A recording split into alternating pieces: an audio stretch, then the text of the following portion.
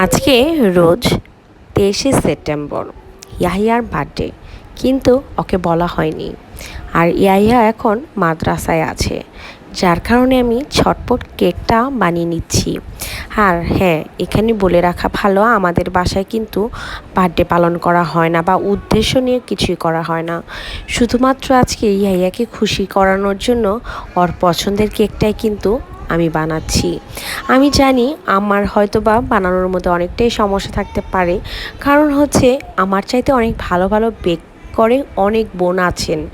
তো আমি কিন্তু সিম্পলভাবেই করছি, আমি যেভাবে করি সেটাই আপনাদের সাথে শুধু একটু শেয়ার করলাম। তো আমি কিন্তু আগে ডিম 4টা রুম টেম্পারেচার রেখে 1 কাপ চিনি, হাফ কাপ তেল, সব কিছু কিন্তু আমি ধাপে ধাপে দিয়ে ব্লেন্ড করে নিয়েছি। এরপর 1 কাপ ময়দা, বেকিং পাউডার অল্প একটু, আর বেকিং সোডা। আমার এই 12 বছরের অভিজ্ঞতায় ছোট্ট একটা টিপস শেয়ার করি।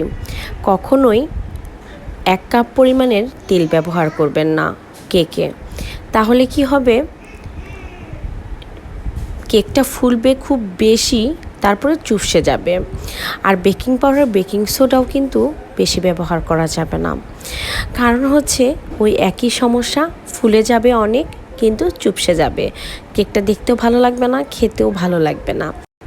আর আমি যেভাবে আজকে আপনাদের বানিয়ে দেখাচ্ছি সেভাবে যদি বানান, তাহলে 100% শিওর থাকেন কেকটা এত সফট হবে, এত সফট হবে, এত মজা হবে, বলে বোঝানো যাবে না। আমি কিন্তু ময়দাগুলো ছেঁকে তারপরে খুব আস্তে আস্তে আমি এটা মিক্সড করে নিয়েছি ডিমের সাথে, বা ডিমের যে ছিল, বেটারটা ছিল ওটার সাথে। তো আমি কিন্তু এখানে একটি সসপ্যান নিয়েছি, আর নিয়েছি একটু কাগজ ছিঁড়ে। সসপ্যান অনুযায়ী অনেকেই তো কেচি দিয়ে কাটে, এই দিয়ে কাটে, আসলেও আমার এত সময় নেই, তাই আমি হাত দিয়েই কাগজটা কেটে তেল ব্রাশ করে তারপরে আমি কিন্তু কেকের ডোটা দিয়ে দিয়েছি। আর কিছু কেকের ডোটা রেখে দিয়েছি কোকো পাউডার সাথে মেলানোর জন্য। দেখতে পাচ্ছেন আমি কিন্তু কোকো পাউডার নিয়েছি প্রায় 2 টেবিল চা চামচ, নিয়ে সেই বেটারের সাথে কিন্তু আমি মিক্সড করে অল্প অল্প করে সাজানোর জন্য দিয়ে দিয়েছি। আর এখানে আজকে একটা আমি ভুল করে ফেলেছি, কোকো পাউডারের জন্য মেশানোর জন্য অনেকটু বেটার রেখেছিলাম, আসলে কিন্তু এই 2-3 চামচই কিন্তু আমার জন্য অনেক ছিল। তো যাই হোক, আমি কিন্তু খুব সুন্দরভাবে দিয়ে দিচ্ছি।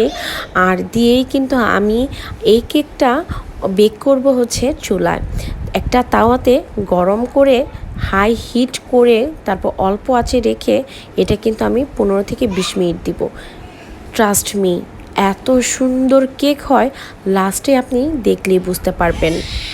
আর হ্যাঁ, আমি কিন্তু ক্রিমও হাতে বানাই, খুবই কম সময়ে এবং কি কম খরচে, এবং এত মজা হয়, হয়তো বা অন্য কোনো দিন আপনাদের সাথে শেয়ার করব সেই ক্রিমেরটা। তো আজকে কিন্তু দেখেন আমারটা কিন্তু অনেকটা হয়ে আসছে, একটু কাঁচা কাঁচা ছিল, তো এইভাবে কিন্তু আরও 10 মিনিট রেখে দিলে ঠিক হয়ে যাবে।